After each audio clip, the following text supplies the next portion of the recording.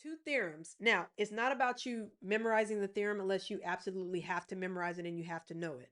So it says the remainder theorem, and then we have a factor theorem. You're going to notice that I've already said these things. I'm just giving you the name of what they mean. So the remainder theorem says if I have a polynomial and it's divided by a binomial in the form of x minus c, remember a binomial is just a polynomial with two factors, then the remainder is the value of f of c. And you're like, what does that mean? I'm going to show you. The remainder, the number that you end up with as a remainder, is the value of f when you evaluate the polynomial at the value c. If I take that remainder and I plug it into my polynomial, I should get, not the remainder, if I take the c and I plug it into my polynomial, your answer is going to be the same thing as the remainder when you're doing long division. Let me show it to you. I'll show it to you. And then the factor theorem, which we've already said before, the factor theorem states that your polynomial, if you take that c and when you do the division, if your remainder is 0, then it means that that divisor is a factor. We saw that at the very beginning when we had the first example we did, and we had it ended up being x plus 9 times x plus 5. We knew that those two binomials were factors of the big polynomial because the remainder was 0. That's what this factor theorem says. And then vice versa. If you know that that binomial is a factor, then you automatically know that the remainder is going to be 0. Meaning if I take that value and I plug it into my polynomial, I know I'm going to get 0 as a remainder. So anytime you know that a binomial is the factor of a bigger binomial, you can automatically say that the remainder is going to be 0. And we know when we plug in a value for x into f of x, and when the outcome is 0, that means it's a factor. And that's why we come up with the factor theorem. So let me show you. I'm just going to give you just some small examples so you can see both of these. Again, it's not a matter of memorizing the theorem unless it's something that your professor requires. It's a matter of knowing what's happening. If I take that c and I plug it into f of x, whatever value comes out, that's the what do you call it? Y and f of x are the same thing. So when you graph it, that's the y value is what I'm trying to say.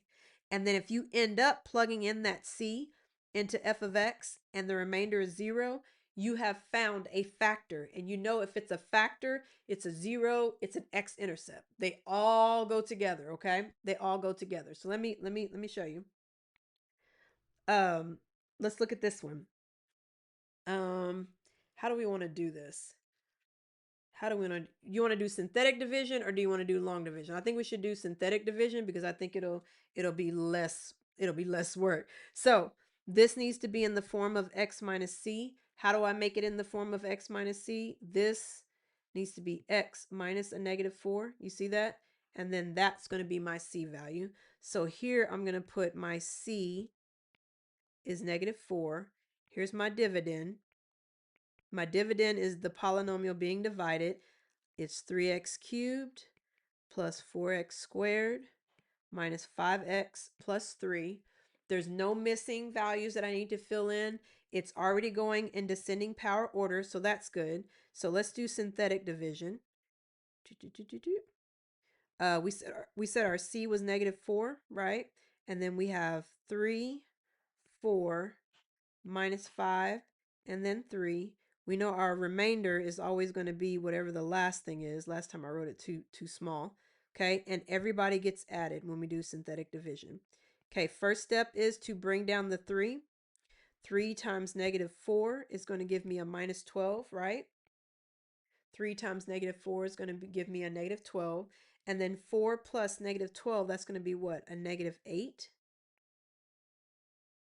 And then 8 times -8 times -4 is going to be what? 32. -8 times -4, that's going to be a positive 32, right? And then a -5 plus a 32, what is that? 5, 6. Okay, that's going to be what? 27? 27. Okay. And then 27 times -4, that should be 108, I think. 27 times -4. Yeah, that's going to be 108. And then 3 plus 10 negative. Yeah, sorry. Let me show you. 27 times negative 4, that's going to be a negative 108, a negative 108. And if 3 plus negative 108 is going to be a negative 105. Woo! Okay, so what does this mean? The remainder theorem. The remainder theorem says that whatever the remainder value is, it's the value when you evaluate the polynomial at the point C. So if I go back, this means that if I were to write it, this means that f, because this is f of x here, let me write that. This is f of x. This means f of x evaluated at negative 4 is equal to negative 105. That's what that means.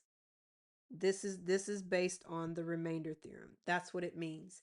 If I take the c value and I plug it into my polynomial, the answer I should get is negative 105.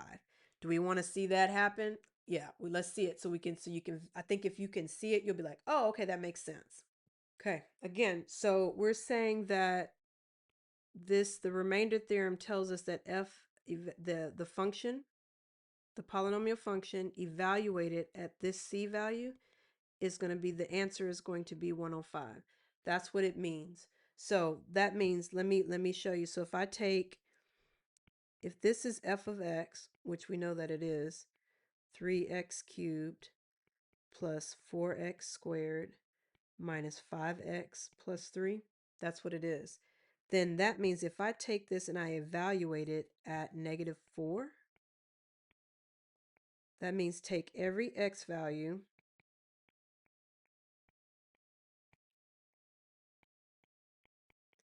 and substitute negative 4. Okay, so far so good? Okay, let's keep going. So then this is going to be 3 times, what is that, negative 64 plus 4 times 16 minus 5 times a minus 4 is going to be a minus 20. So I'll go ahead and put minus 20 here, and then plus 3, right? And then 3 times negative 64, that's going to be a negative, I believe, 192. And then 4 times 16, that's going to be 64. And then a negative next to a negative, that's going to be a plus, right? So that's going to be plus 20, and then plus 3. And then if you put all of this in your calculator here, so negative 192 plus 64 plus 20 plus 3, negative 105.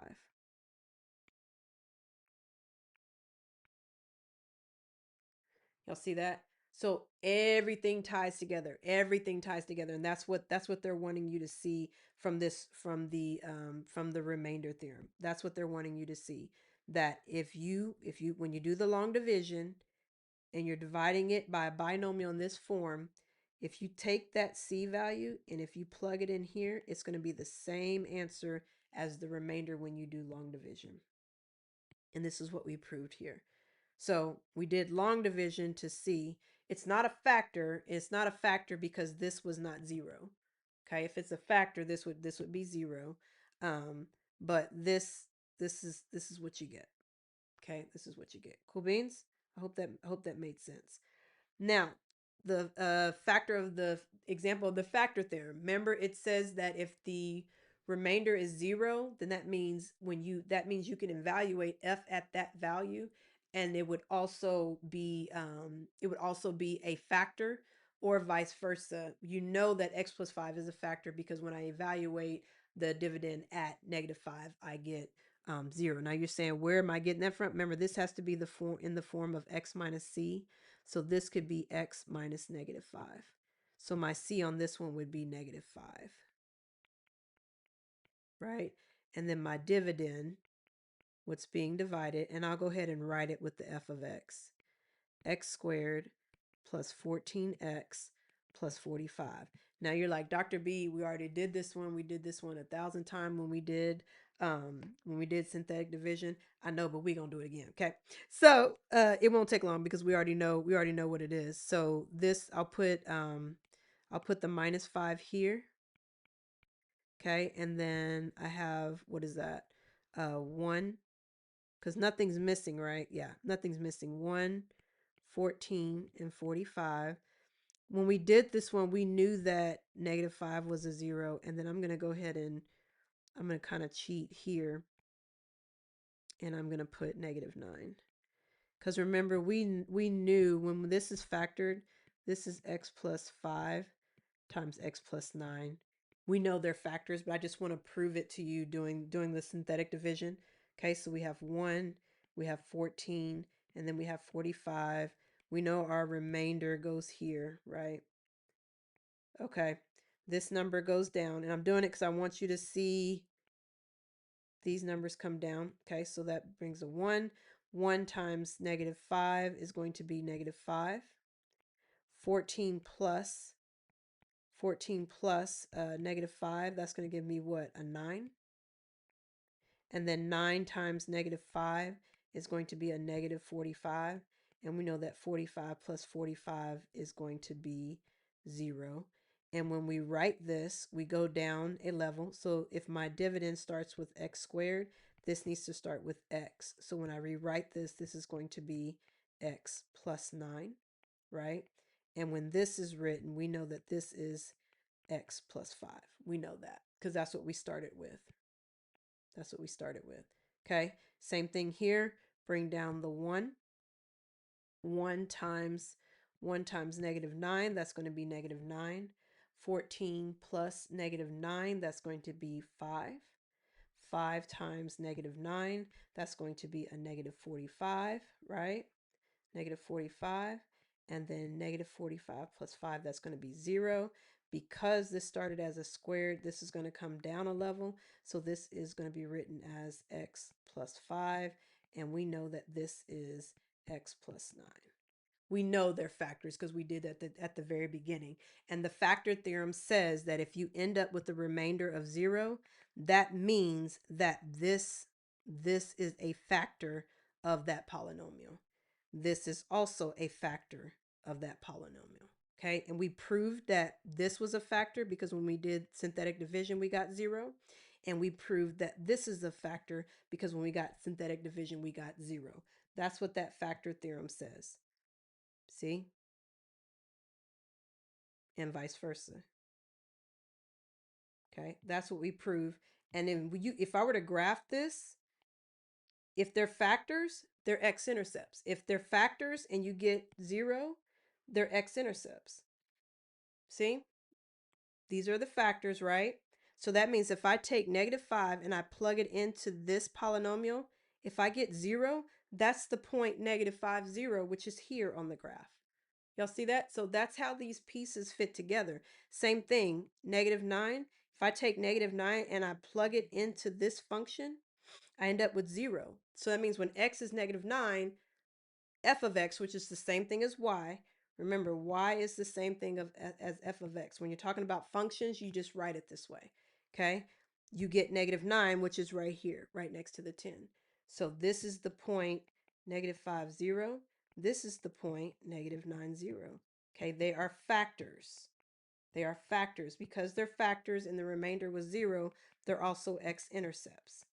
So your x-intercepts, your factors, your zeros, those are your solutions. They all fit together.